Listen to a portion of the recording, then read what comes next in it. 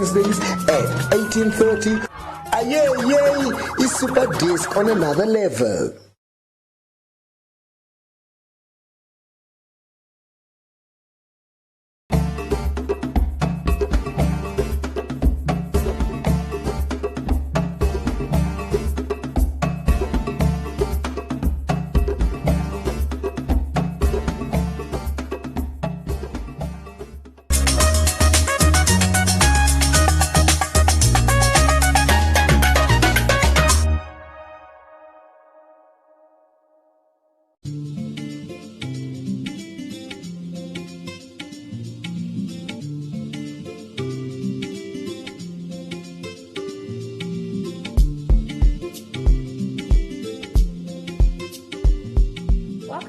To the Early Childhood Development Talk Show. My name is Jessica Brown and I'll be moderating this discussion on child safety and responsive care. Thank you for joining us. Children need safe environments to grow and thrive. It is important to understand that children are very likely to imitate the behaviors and pick up the habits of adults around them. Exposing children to violence actively hinders their brain development, so it is vital to protect children from harmful practices and environments, including drug and alcohol abuse. In addition, children need to be protected from hazards such as unsafe play areas, exposure to open defecation, busy roads, open wells, and all sorts of violence. Responsive caregiving is when parents and caregivers meet a child's need by paying attention to the child's signals such as body language, emotions, and other forms of expression. This involves playing and communicating with the child, adopting responsive feeding practices, providing nurturing care and affection, adopting positive discipline practices, and encouraging fathers to be present and to respond to the child's needs. For children to grow up happy, healthy, and educated, they need to be in an environment that is clean, free from violence, they need love and affection, and they need to be exposed to positive behaviors and habits that they can then adopt. During this conversation, we will be discussing safety and responsive caregiving so as to learn about how best we can heed our child's emotional and psychosocial needs in order to guarantee the holistic and healthy development of the child. Before I introduce you to our guest, I'd like to provide you with a brief understanding of the Right Start campaign.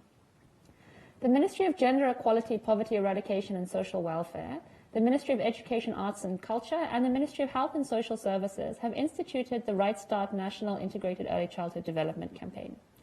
This national campaign seeks to raise awareness and reinforce the importance of the early years of a child's life.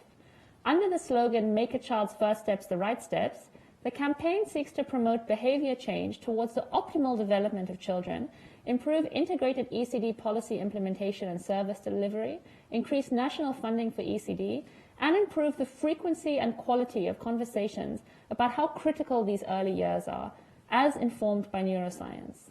This campaign is supported by the European Union, Interteam Switzerland, and UNICEF Namibia. Have a look at this informative video, and when we come back, we'll say hello to our guests.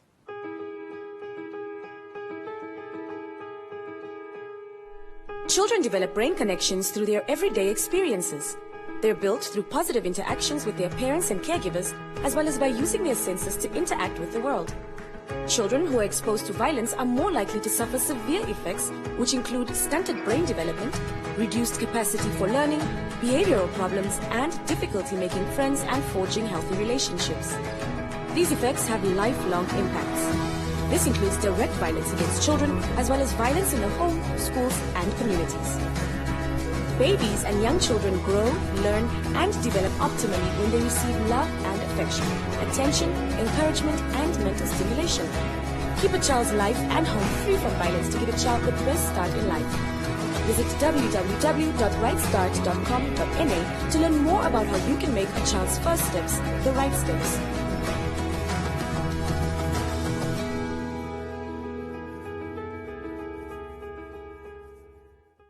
Joining me today for this very important discussion about early childhood development and the Right Start campaign is Ms. Aisha Wentworth, Deputy Director at the Ministry of Education, Arts and Culture. Welcome. Thank you. Also present is Ms. Foibe Silvanus, a founder of an ECD Center and a principal. Welcome, Ms. Foibe. Thank you. And lastly, Mr. Marcus Angula, a child protection expert from UNICEF. Welcome, Marcus. Thank you for having me. Thank you. So Aisha, we'll start with you.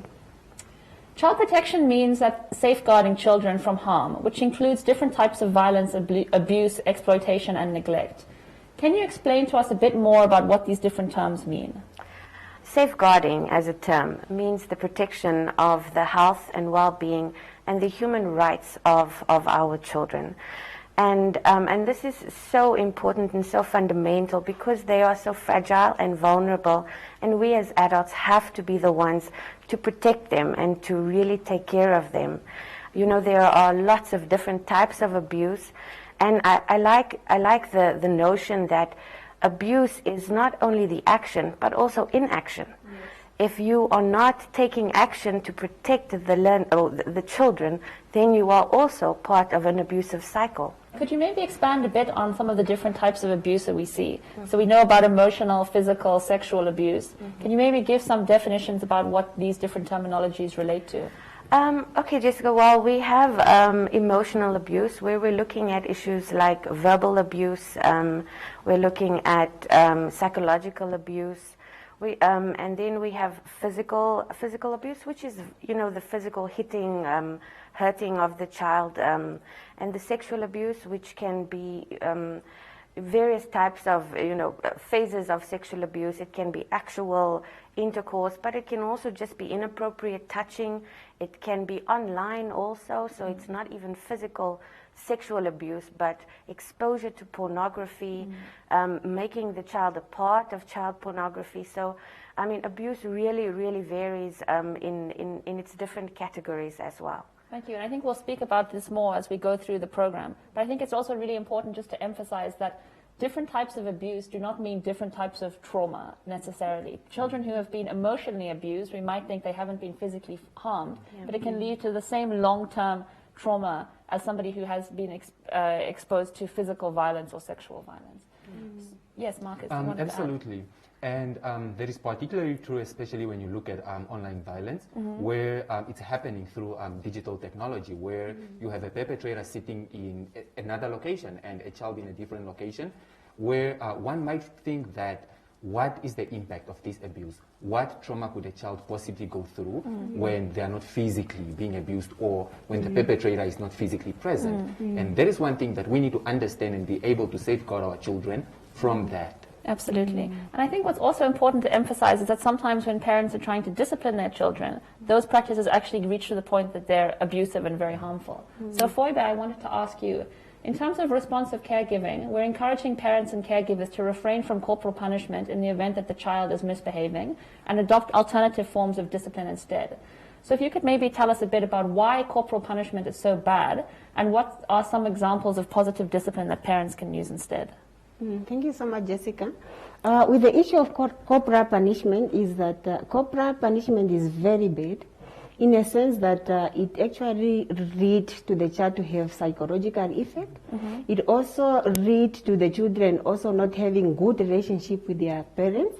And it also leads to the child also to think about, to become aggressive because they are also questioning whether do my parents really love me.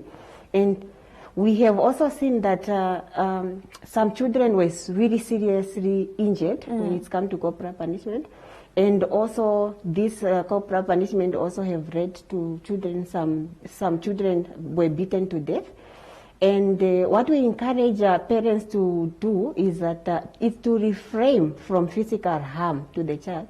So some of the positive alternative measure that parents can actually explore is to explain the problem to the children. When children are misbehaving, the parents need to explain why such behavior are not good.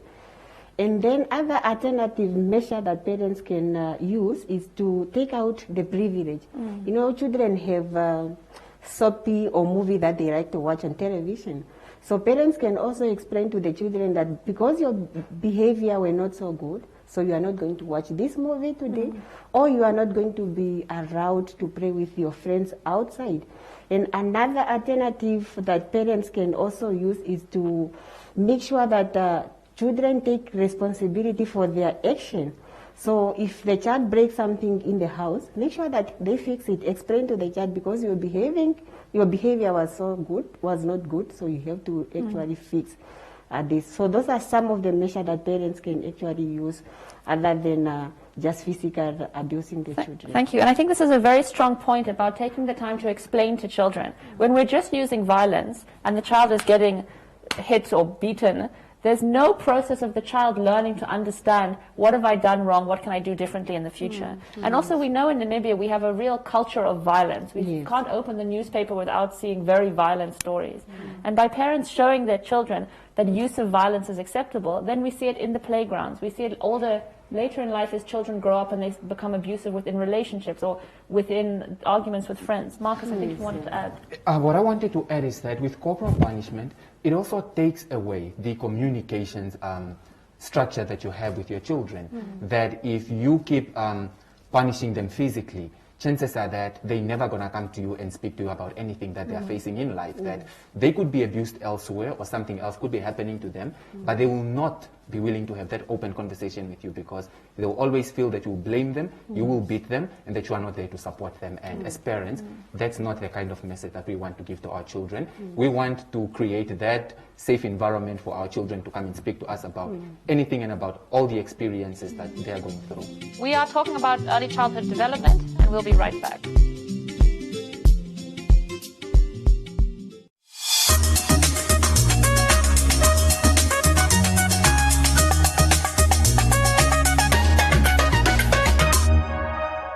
It's ShopRite's big low price birthday. We're celebrating with big deals and even bigger savings. Like 10 kilos Bokomo Fed Cook wheat flour for only $109.99 and 750 grams Ricoffee instant coffee for just $79.99.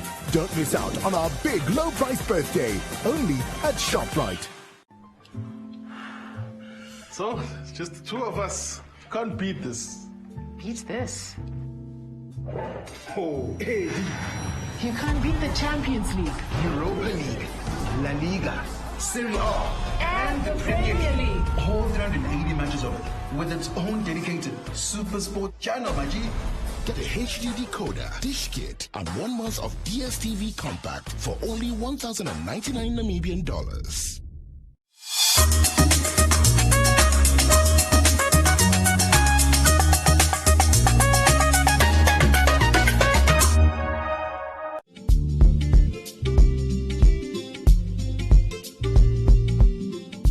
Welcome back, and now we will continue with asking some questions around ECD and the Right Start campaign.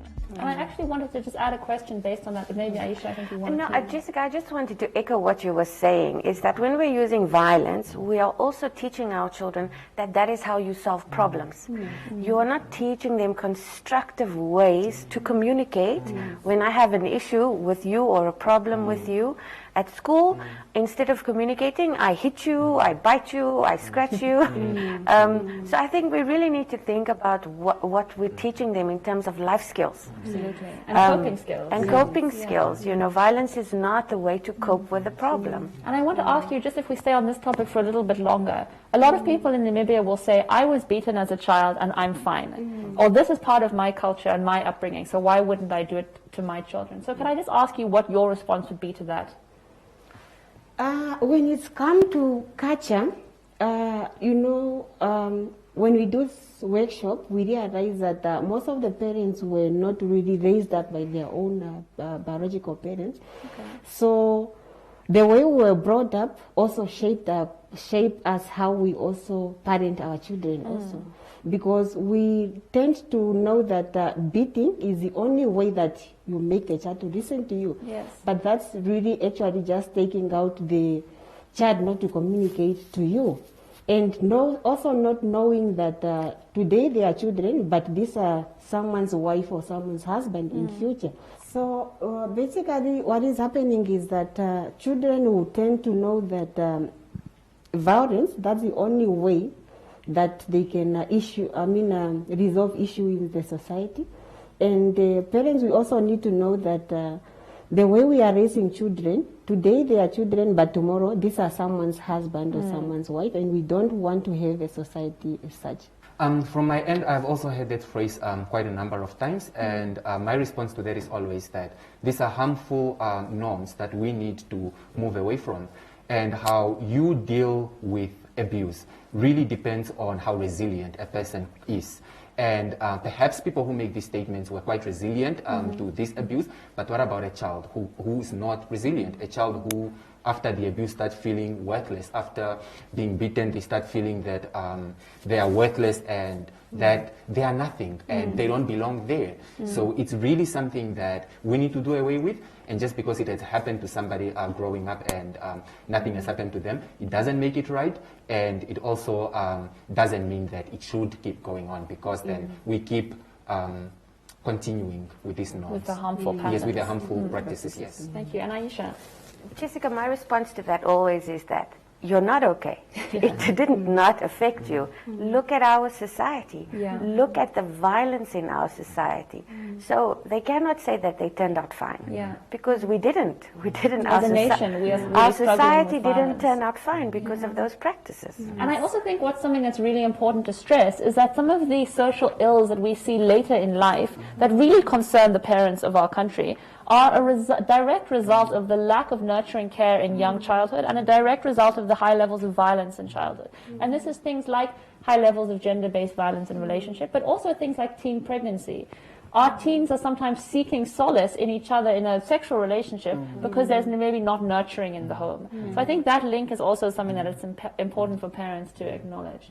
And speaking about the home, Marcus, we hear often about stranger danger when we're talking about child protection issues. But the reality is that most abuse that happens to children happens at the hands of adults that they know very well. So could you expand a bit on that? Stranger danger refers to the idea that violence is perpetrated by strangers and that it's usually strangers who pose a threat to children. But the reality is that abuse is happening right under our nose, and it's perpetrated by people that we know, people that are known to the child, and people who have access to children who use this position of trust that they have gained from the child in order to perpetrate the abuse. And evidence have showed us that perpetrators target institutions where children are, or they first gain the trust of the parents for them to get access to the children in order to perpetrate the abuse, in making sure that the abuse is disguised and it's not detected, and that when the child is abused, it's very difficult for the child to speak out, because the child then always think about, what will people think of me if I accuse one of the most respected teacher at school of abusing me? Will the society believe that I was really abused? And I might be blamed, that society might think that I caused it upon myself. So it's not always, in most cases, it's not always the strangers, but usually people that we know, and that's how children don't really speak out. And I think it's also important to add that very often abuse is taking place in the home, within the family. And that makes it even harder for children to speak out, to talk about an uncle or a partner of a parent or another family member, because that might also mean loss of income into the household, or the feeling of shame and guilt around the child if that person is then taken away or incarcerated. Absolutely. And I think also what I wanted to raise is that when people are trying to abuse children, or when people often are looking for opportunities where there's a vulnerable child. So Aisha, I wanted to ask you, what can parents do to promote a nurturing environment in their home, but also to safeguard their children against abuse? Jessica, I think ultimately one of the big things is creating a safe space for communication. Because if your children trust you and if they know they can come to you with whatever problem they have, that is already half the battle won. But another big element of that is education. Children need to be educated and parents need to be educated. What we found as a ministry is often children aren't aware that they're being abused. Yes. Particularly the less physical abuses, the verbal abuse, the emotional abuse, the psychological abuse. They don't know what that is. So how do you report something that you don't understand? They don't know they're being groomed. They don't know that that is the process that they're going through. But if we educate them, the children first and foremost, about what the dangers are out there, that would be, a good start. But then we also have to educate our parents. They have to be able to see the signs and the symptoms. They have to be able to pick up on the nuances that today Tony is just quiet and withdrawn, but he's usually this vivacious and very, very happy child. So it really is an issue about education, but also creating that culture of care within our schools and within our communities, but within the home as well. I think those are fundamental. If you don't know it, you cannot report it. So I think two key things from that is, one, I think it's very important that within our families we start having some of these more difficult conversations. We know it can be taboo, can be uncomfortable to talk about abuse, to talk about sexual abuse, to talk about online protection, but it's really important as families that we start trying to communicate better. And I think the second thing that, Aisha, you touched on is that we as a community, we need to go back to this "it takes a village to raise a child" mindset, because I think we all are probably aware of some children who are vulnerable, but we don't necessarily take the steps to report our concerns or to follow up with that child. And I think that's really important. So for in Namibia, we know that there's a lot of emphasis on the importance of authority and respect in our child-parent relationships. And often that this kind of authority and respect is based on a fear for the elder. So why do you think it's so important for parents to have a more emotional relationship with their children?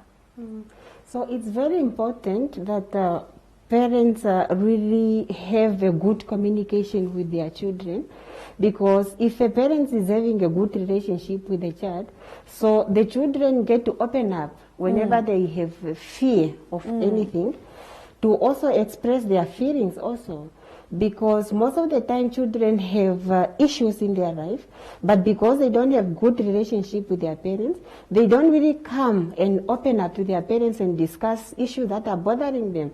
And they tend to seek for alternative or answers outside rather than parents having discussion with their children. Yes. So parents really need to show love and care for their children.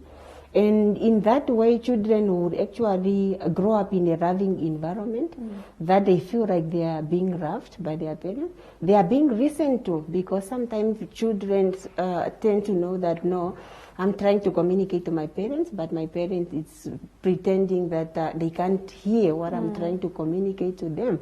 So in that way, children, when they are out there, they will also be able to have this coping mechanism also, and interpersonal skill also. Yes. When they are in ECD center, they will also able to share their love with one another, because that is what the parents are also showing them at home. Thank you. Marcus, did you want to add? Just to also emphasize that with regards to respect, as parents we need to set the boundaries. To what extent does respect go? Because we need to emphasize that children have to respect their elders, but also need to draw the distinction that certain things are wrong. Because if that is not clear to the child, children might being abused under respect, under the uncle who's coming to say that, you know, respect me, and from there they abuse the child, and the child will not speak out, because all along they've been taught that, you know, you have to listen to an adult, you have to listen when your uncle tells you so. It's striking the balance between instilling respect in the child, but also making sure that the child is able to say no when that respect is being abused by the adult. And I think what links quite nicely to this is this idea around the relationships that our children have with the men in their lives, and the positive relationships that they have with fathers. So we know that from research that children with present fathers in their lives grow up to be more confident, more emotionally mature. They tend to have better success in life.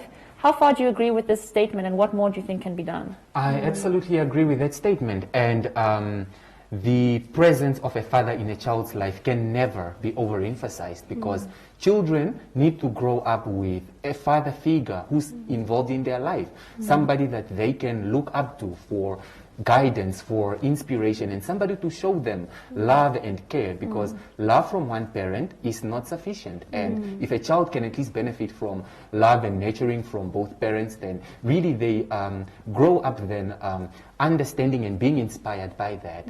And what we are also seeing is that there's a lot of violence that is being perpetrated by men on children. So a lot of children also really grow up fearing men, and they grow up only seeing the bad side of their fathers, or men in general, basically. So these are some of the things that if we can have children growing up with their fathers who are involved, then it's really setting the tone for them that they too can become motivated, and they can become productive with their life at a later stage. So I fully agree. Thank you. Did you want to add something, Aisha? No, I think Marcus has said it very well, but I think it's also about the relationships. It's about the type of relationships that you will have as an adult, that which is mirrored to you as a child. Absolutely. And parents don't always have to be together, but there can still be positive relationships. Your father can still be involved in your life, even though the parents are not married or whatever the case may be. And if there is a good relationship between these parents, then the child will mirror that when they grow up. And I think that's very, very important. And I think what's really important to also emphasize is that the father involvement, we don't mean you're just paying your maintenance. Throwing money at a problem doesn't solve the problem. It's really about spending quality time with that child. And like you said, even if you're not with the mother, spending time with that child from a baby, being involved with the feeding, with the changing, playing with the child, talking to the child, reading stories with the child, all of this is what builds that strong bond. And Aisha, as a clinical psychologist, what do you see as being some of the biggest psychological challenges that young people are dealing with now? And how important a role does positive parenting and nurturing play in addressing these challenges? Jessica, that is a very big question. Because I think that children face various or different psychological challenges at different phases of their lives, depending on their development and where they are in the stage of the development. So, for our teenagers, it's more the identity crisis and trying to figure out who I am in this whole society. For the little ones, it's getting agency. It's understanding independence. So that psychosocial development will also show you the picture of what the problems are. But just in terms of our society, if we look at it, I think the issue is parental involvement. Really, we see it in our schools. Our parents are not coming. They're not supporting the kids in school. And again, it goes to what Ms. Foiber said, that the children then feel unloved, uncared for. And I think that is one of the biggest challenges across the board, psychologically, that our children face, is this sense of belonging. And that is where positive parenting or involved parenting is so important, because it's through our parents, our primary role models, that we learn life skills. We learn coping strategies, we learn how to solve problems, we learn how to relate to other people. So if parents can lay that good foundation, then the challenges that the children face, whatever they may be, abuse, substances, bullying, then they are able to cope with them better. So that foundation of that interactive, enabling environment is what helps them cope with the challenges that they'll meet along their journey in development. Absolutely. And I think one thing that I would like to add that builds on that is that when children are in a nurturing environment, it really stimulates brain development. But so when eye contact with young children helps to stimulate brain development, nurturing touch, speaking to children, singing with children, it all is stimulating this brain development of a child. And the other side of the coin is that being exposed to violence actively hinders a child's brain development. The child is so busy responding to the threat of violence that their body is in a constant fight, flight, or freeze mode, and their energy is not going into building these little brains. Their energy is going into protective. So you can actually see from brain scans of children those who have been nurtured versus those who have been neglected or have been exposed to violence. And the difference in brain development is really startling. Marcus, did you want to add? Yes, and from the protection side, what we've seen is that a lot of children are missing out on childhood when their parents are not present, because then they themselves are forced to become adults. They are forced to take up these adults' roles, where if their parents are not, if they are not present, then it really becomes an issue with them that, I have to become an adult, I have to provide for my younger siblings. And in that process, they really just miss out on being a child. And it's a pity. It's such a shame. Yeah. So Mefoiba, I want to speak now a little bit about environmental safety, so the environment that our children are growing up in, the physical environment. So we obviously want to see our children learning and playing in clean areas, free from open defecation, but we know that this isn't always a reality for vulnerable children, especially in informal settlements and so on. So what would you say is the best entry point for coordination efforts to address this problem, especially in low-income settings, which I know you've been very involved with? safe environment is really a serious problem or a serious concern, especially in the informal settlement. So we have seen that there is lack of play area, so there is no playground in the informal settlement. So what happens is that children tend to play in riverbed. They play with harmful objects, they play with harmful things that can even affect them. And then this can also lead to disease like diarrhea. But it takes a village to raise a child.